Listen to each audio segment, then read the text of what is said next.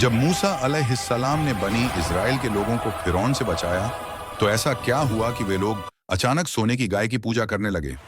जब जुल्म और घमंड अपनी हद पार कर जाता है, तो अल्लाह की पकड़ भी उसी शान से आती है। फिरौन, जो खुद को लोगों का सबसे बड़ा रब कहता था, जिसके इशारे पर जाने ली जाती थी, जिसकी ताकत से लोग कांपते थे, उसी फिरौन को अल्लाह ने एक ही दिन में इतना बेबस कर दिया कि वह सांस के लिए भी तरस गया। वह रात बड़ी खामोश थी जब हजरत मूसा अलैहिस्सलाम बनी इजराइल को लेकर मिस्र से निकल पड़े। अल्लाह का हुक्म था, चुपचाप निकल जाओ और पीछे मुड़कर मत देखो। लेकिन फिरौन तक यह खबर पहुंच ही गई। उसका घमंड भड़क उठा। उसने कहा, ये मेरे गुलाम हैं, ये मुझे छोड़कर कैसे जा सकते हैं। सुबह होते ही उसने अपनी पूरी फौज तैयार की, घोड़े, रथ, हथियार और सरकशी से भरे दिल। सूरज निकला और सामने एक अजीब मंजर था। आगे गहरा समुंदर, पीछे फिरौन की मौत बनकर आती फौज। बनी इजराइल डर से कांप उठे। उन्होंने कहा, ऐ मूसा, हम तो पकड़े गए। लेकिन हजरत मूसा अलैहिस्सलाम पूरा यकीन लेकर बोले, हरगिज नहीं, मेरे साथ मेरा रब है, वही मुझे रास्ता दिखाएगा। फिर अल्लाह का हुक्म हुआ। मूसा अलैहिस्सलाम ने अपनी लाठी समुंदर पर मारी, और वही समुंदर जो कुछ पल पहले मौत था, अल्लाह के हुक्म से रास्ता बन गया। पानी दोनों तरफ पहाड़ों की तरह खड़ा हो गया और बीच में सूखी जमीन निकल आई।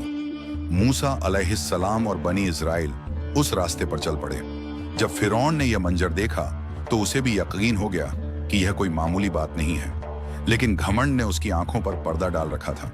उसने कहा, मेरे पीछे चलो, यह सब जादू है। और वह उसी रास्ते पर अपने अंजाम की तरफ बढ़ गया। जैसे ही बनी इजराइल का आखिरी आदमी दूसरे किनारे पर पहुंचा, अल्लाह का हुक्म हुआ। समुंदर फिर से मिल गया। लहरें उठी, आवाजें गूंज उठी, घोड़े, रथ, फौज, सब कुछ बह गया। और उसी वक्त जब फिरौन डूबने लगा, उसकी सारी ताकत मिट्टी बन गई। अब वह बोल रहा था, मैं ईमान लाया कि कोई माबूद नहीं सिवाय उसके जिस पर बनी इजराइल ईमान लाए। लेकिन यह ईमान यकीन से नहीं, डर से निकला था। उस पल हजरत जिब्राइल अलैहिस्सलाम अल्लाह के हुक्म से वहां मौजूद थे। उन्हें डर था कि कहीं मजबूरी की यह बात अल्लाह की रहमत को न बुला ले। इसलिए उन्होंने समुंदर की कीचड़ लेकर फिरौन के मुंह में डाल दी, ताकि वह तौबा के पूरे अल्फाज कह न सके, क्योंकि अल्लाह का फैसला पहले ही हो चुका था।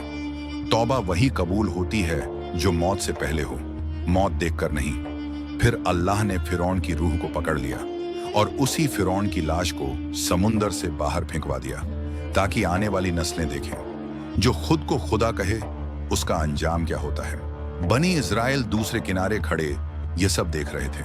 उनकी आंखों में आंसू थे, खौफ के नहीं, शुक्र के। लेकिन अफसोस, इतनी बड़ी निशानी देखने के बाद भी कुछ लोगों के दिल डगमगा गए। रास्ते में जब उन्होंने एक कौम को पुतों की पूजा करते देखा, तो बोले, ऐ मूसा, हमें भी कोई ऐसा माबूद बना दो जिसे हम देख सकें। हजरत मूसा अलैहिस्सलाम को बहुत दुख हुआ। उन्होंने कहा, तुम कितनी जल्दी अल्लाह को भूल गए। फिर अल्लाह ने मूसा अलैहिस्सलाम को तूरे सीने पर बुलाया। 40 रातें अल्लाह से हम कलामी हुई, लेकिन उनकी गैर मौजूदगी में कुछ लोगों ने सोने का बछड़ा बना लिया और उसकी पूजा शुरू कर दी। यही इंसान की कमजोरी है, नेमत मिलते ही सब्र और यकीन खो देना। फिर भी अल्लाह रहमान है, उसने तौबा का दरवाजा खुला रखा। लेकिन फिरौन की कहानी हम सबको यह सिखाती है, तौबा का सही वक्त आज है, अभी है। क्योंकि जब सांस हलकन तक पहुंच जाती है, तो फिर न फिरौन की तौबा कबूल होती है और न किसी और की।